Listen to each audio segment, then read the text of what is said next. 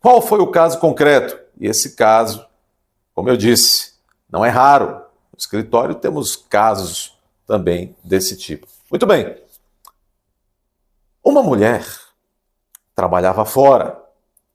Seu esposo trabalhava em home office, portanto em casa. Eles com filhos menores, inclusive. Ela começou a notar qualquer coisa de diferente dentro do lar, nessa rotina ao longo do tempo. Hoje, com esses aparatos tecnológicos, ela, instalou algum dispositivo audiovisual para tentar verificar o porquê da mudança do temperamento do marido, qualquer coisa também na própria dinâmica ali de dentro de casa, ela notava alguma coisa fora do lugar, algum cheiro, alguma coisa, instalou lá um equipamento e conseguiu captar prova, fazer a captação de prova de que o marido a estava traindo com a amante. Bom, cotidianamente dentro do próprio lar do casal, do lar dela e do marido, inclusive na presença de filhos pequenos. E inclusive àquela altura, depois se constatou, a própria vizinhança já sabia dessa rotina extraconjugal do marido dessa senhora dentro da casa do casal.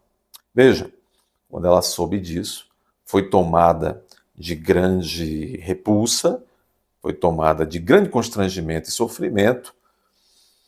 Quer dizer, ela foi afetada no seu íntimo, ela foi constrangida na sua autoimagem.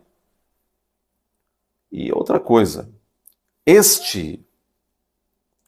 esta traição, essa sequência de traições sem o menor pudor, expondo inclusive este acontecimento à vizinhança, o marido não fazia questão nenhuma de tornar aquilo muito cuidadoso, isso também expôs esta cônjuge também junto à comunidade, afetou a reputação dela, causando constrangimento, humilhação e tudo mais. Então ela entrou com uma ação de divórcio, fazendo todos aqueles pedidos que ela achou por bem junto com seu advogado, mas inclusive pedindo ao juiz que determinasse e reconhecesse, portanto, que a traição dele significou um ato ilícito pelas circunstâncias, um ato ilícito passível de se reconhecer de que do outro lado produziu um dano à honra, né, à autoimagem dela, um dano passível de indenização por este dano moral.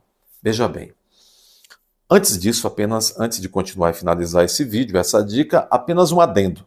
As pessoas às vezes têm dúvida se é qualquer traição que pode levar ao dever de quem trai indenizar o traído. Não é qualquer traição.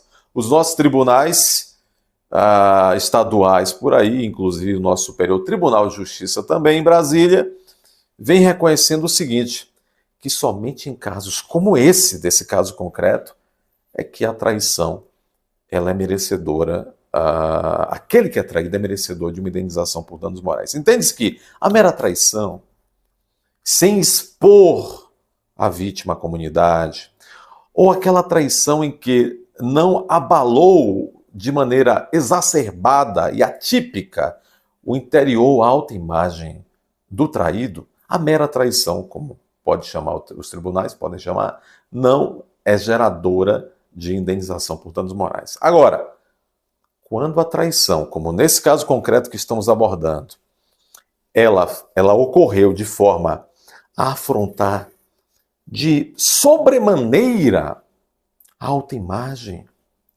a dignidade do traído, e também em situações onde onde a traição é feita de forma que expõe a pessoa traída, humilha a pessoa traída ali no meio comunitário, aí sim, nesse tipo de traição, pode ser reconhecido o dever daquele que trai indenizar o traído. Veja que interessante. Como eu disse, o cotidiano das relações domésticas traz muitos desafios para o judiciário lidar com isso. Então nós temos aí esse tipo de situação. Veja, o dano, muitas vezes, e foi por isso também que neste caso o Tribunal de Justiça reconheceu que deveria se impor o dever de indenizar aquele que traiu, porque além de causar um dano à dignidade, um dano psicológico à própria mulher traída, ele também, provavelmente, com essas práticas, causou um dano também ali aos próprios filhos menores que tiveram que presenciar, por vezes, essas visitas da amante à casa familiar. Meus amigos, essa foi a dica de hoje. Muitas vezes, atos impensados, domesticamente falando, podem também gerar o dever daquele que praticou a conduta ilícita de indenizar aquele que teve algum atributo de sua personalidade ferido por este ato.